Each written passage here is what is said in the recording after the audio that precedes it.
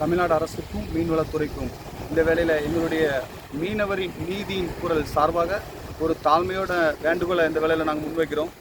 என்னென்னா, இந்த மாதிரியான நாட்களில், இந்த காலகட்டங்களில், ஆகஸ்ட், செப்டம்பர், அக்டோபர், நவம்பர் காலங்களில் எங்களுடைய மீனவர்கள் கடலுக்கு போய் பிடிச்சிட்டு வர்ற மீன்களுக்கு சரியான விலை இல்லாத காரணத்தினால நாங்கள் ஏற்கனவே எங்களுடைய வாழ்வாதாரம் பெரிய கேள்விக்குறியாகி போயிருக்கு. டெய்லி கடலுக்கு போனால் 2 லட்சம் 3 லட்சம் வந்தால் தான் அன்றைக்கு நட்டம் இல்லாத அளவுக்கு தொழில் போக முடியும். ஆனால் 2 லட்சம் 3 லட்சம் விற்கக்கூடிய மீன்கள் இந்த நாட்களில் வெறும் 1 லட்ச ரூபாய்க்கு 50,000 ரூபாய்க்கு விற்றா நாங்கள் எங்களுடைய வாழ்வாதாரம் என்னது அன்றைக்கி கடனில் தான் போகுது. அதனால் அது போக இந்த மழை புயல் காலங்களில் கடல் சீச்சம் இப்படின்னு சொல்லிட்டு பாதி நாள் போட்டு கடலுக்கு போகிறதில்ல. இன்றைக்கே 2 நாளாக போகலை. இன்னும் மறு அறிவிப்பு போகிற வரைக்கும் போகக்கூடாதுன்னு போட்டு வச்சுருக்குறாங்க. எப்போ போகும்னு தெரியல.